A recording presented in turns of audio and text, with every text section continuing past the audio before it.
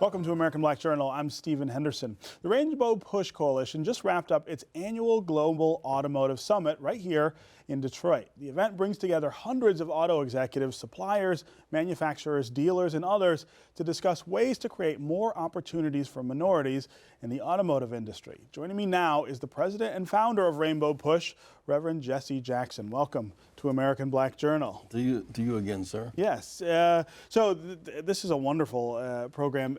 The question I have, though, first is, the automotive industry has been around for more than 100 years. You would think that by now we would not really be talking about opportunities for minorities. A history of racial discrimination. We worked for a long time on the assembly line. It was real hard and dirty work. We consume.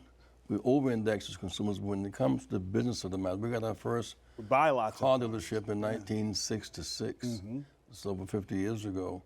And yet there's nothing in the industry that we cannot do. The focus right now is in additional jobs as auto dealerships and suppliers.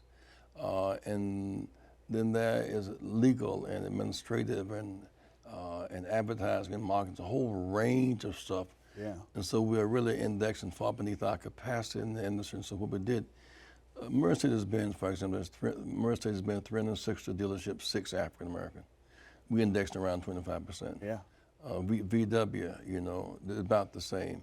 So it's global because we've had to take delegations led by Mr. John Graves and others to Japan to meet with Honda, Nissan, and Toyota. We have to go to Germany to meet with VW and Mercedes-Benz and what is happening with VW because the violation of the law by VW is a big deal to everybody. Sure. It's not just emissions of soil, of dirt, but it's also omissions of equal opportunities. Right. So we're really not looking for the diverse. We're looking for fair trade. We're looking for two-way. We trade with you, trade with us. You trade with us. We want us. our share of dealerships and franchises and suppliers. Do you find that there's a difference between the way the Detroit 3 automakers deal with this and the foreign? You have a bigger challenge with the foreign automakers? Well, they're coming up fast now. Toyota has specifically, but General Motors is taking the lead in so many areas. When Leon Sullivan was put on the board some years ago, they led the drive for affirmative action. GM led the drive to get us out of South Africa still on conditions that made sense. And so there's a sensitivity to GM, Ford, and Chrysler. Ford, Chrysler is no longer American-owned, but there's a legacy of history there. And it comes in part out of UAW as well, out of worker sensitivity. But we must not, because these companies are not producing so much, but they're going south. They're not coming back to Detroit. They're going, VW is in Chattanooga, Tennessee. Toyota's in Plano, Texas, and in Mississippi. VW is going to South Carolina. They're going to basic right to work law states. And so as they come under those conditions, we have to reassess how we relate to the growing industry. Because once the civil rights barriers came down and bridges were built, then these industries began to go south. And with that comes a whole new economic agenda. It's different. It's different. It's still different for African Americans. Opportunity is still different in those states. Particularly beyond the working on the basic assembly line, and those are good jobs, by the way. But beyond that, we have the right to be dealers, and in proportion to our investment, dealers and franchises, and when then even the high tech has become such a big deal. You can't drive these cars now without not having a great sense of technology. And we spent a lot of time this year tying in Silicon Valley in the automotive industry. Yeah. And that's the most insensitive industry going. You would think, since it's so Silicon Valley. Since it's so relatively new, it would be much better, but it's not. 189 board members, 36 white women board members, 3 blacks and 1 Latino. In the C-suites, 360, 3 blacks, 1 Latino. Wow. Board members, Apple has 0, Facebook 0. That's changing now because HP now put on 4 black board members last week. And Apple now has put on Jim Bell on their board. So we're fighting to get board positions in C-suites, but also to get STEM education to our children, to get for young boys and young girls. We have a tech center at Rainbow Push in Chicago. We want 1,000 churches. We use some of that empty, unused Sunday school space. We can teach children the apps, codes, and financial literacy and marketing. And that's where it starts. I mean, they have got to be up on those things just to compete for any job. Which they can do, because we don't have a talent deficit. Right. It's an opportunity deficit. There's nothing we cannot do. Every time I think about the automotive industry, the most sensitive job in the whole industry, the designer, the chief designer in the world is Ed Wilburn. Right.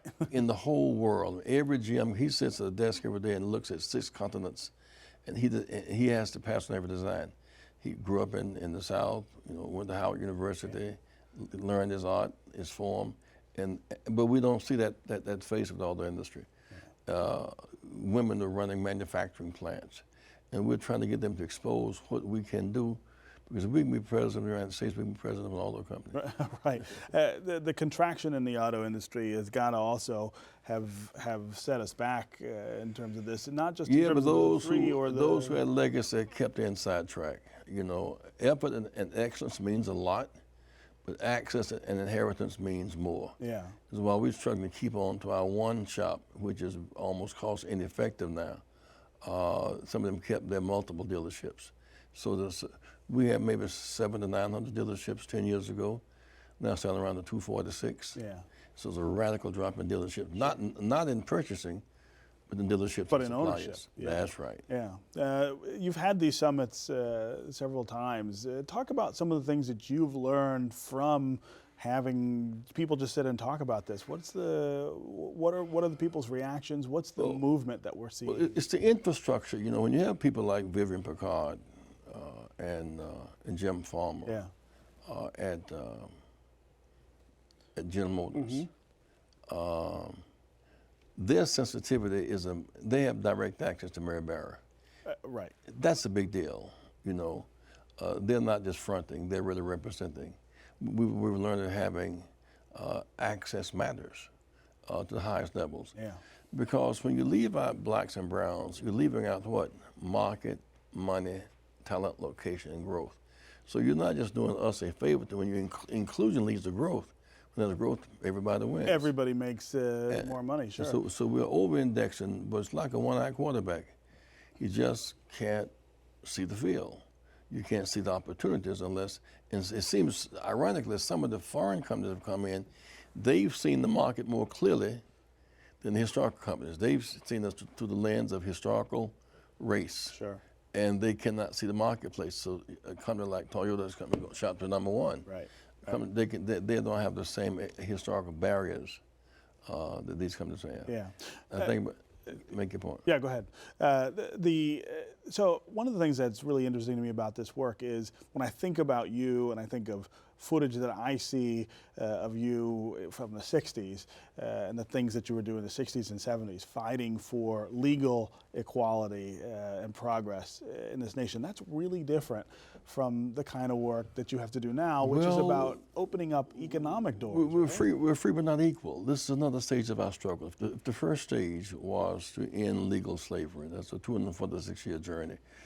And the next stage to end Jim Crow and lynchings. The third stage, the right to vote. Beyond that, the access to capital and industry and technology and deal flow.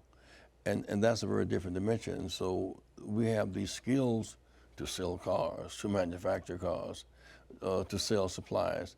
But these have been very difficult barriers to break through. We're doing it, but it's very difficult. Do you feel like this is harder than what you were facing in the 60s? Yeah, because freedom allies are against humiliation, which is embarrassing to everybody, but they're not necessarily for equality. Right, right. And that means you can have the best idea, but access to capital. Nobody like the late brother Mel Farr, who had just flown with ideas, sure, but couldn't get the capital to match the ideas. And sometimes when you have all the right skills, without capital, you're trying to swim in a pool without water. Yeah, yeah. I've got you here. I would be remiss if I did not ask you to weigh in on politics a little bit. The 2016 presidential contest is pretty well underway. The field looks very different than what we saw 8 years ago. Yeah, but it's been a silly season. Yeah, it really is. A silly and foolish diversion. For example, we've been doing a lot of work in South Carolina, which is now on the floodwaters, but it's a state 30% African American. The state budget have less than 1% of the contract. Yeah. Here's a state with 1 million poor people, 1 million, slightly more white than black. A state turns back $12 billion in Medicaid money. Right. A $7 billion budget turned back $12 billion. Alabama has a $9 billion state budget, turned back $14 billion in Medicaid. It means the poorest people, white and black, could have basic health care. The new industry moving south, and yet they're bringing with them the old habits of exclusion. So the struggle, the industry shifts south, and much of our struggle will be shifting south as well. Yeah. Well, when you look at the candidates, though, for 2016, who do you see that is The reason I raised the substance as opposed to just the persons is that when the dust clears, what is Trump you want them to be saying? Yeah. Or the suggestion that 11 million refugees, which I might add are not just Mexicans, they're Haitians, they're Africans, they're Europeans, they're students. The uprooted 11 million families would be the largest deportation in the history of the world. Yes. That's not a good idea. The idea that no Muslim can be an American president. Right. Where does this come from? Unconstitutional and immoral. It's not a good idea. I think both Hillary and Bernie Sanders, they focus on bank behavior. We bailed out the banks. We did. But not linked to lending, not to reinvestment. So you have 100,000 vacant homes, abandoned lots in Detroit because of subprime and predatory lending. Not the people's fault. I mean, the banks in the field, they made money off of the subprime lending. They made money off of the bailout. And they're making money off of the money they made. Right. and the people who were locked out were driven from middle class into poverty because they couldn't pay their house notes. Yeah.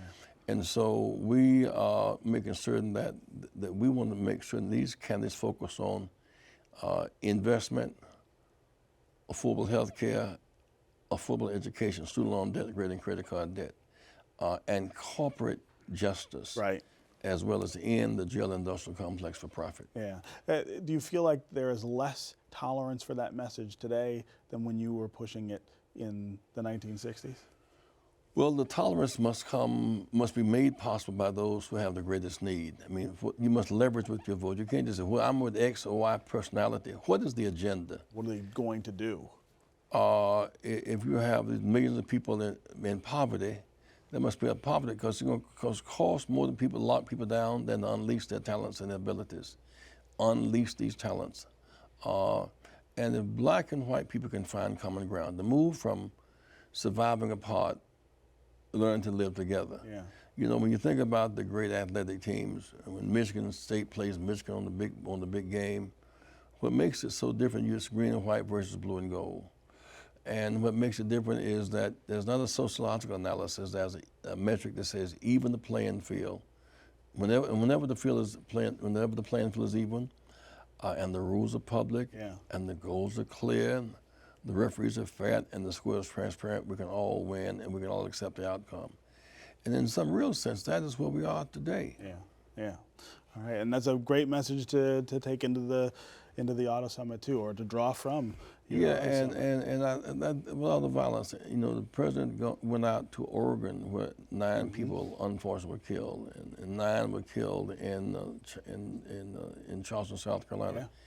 But 60 were killed last month in Chicago. Right, right. 357 killed in Chicago. Unbelievably violent since January of this year. We've lost almost 4,000 to gun deaths in Chicago in the last 7 years. 4,000. Yeah. Bigger than Iraq. Right. And yet somehow it seemed like Sandy Hook and Oregon and Charleston get the attention Yeah. We've done a terrible. We've adjusted to the killings in Chicago and in urban America. We must never adjust to tyranny. Can't accept it. Yeah. Unacceptable. All right, Reverend Jesse Jackson, thank you for being here. And thank you. Yeah.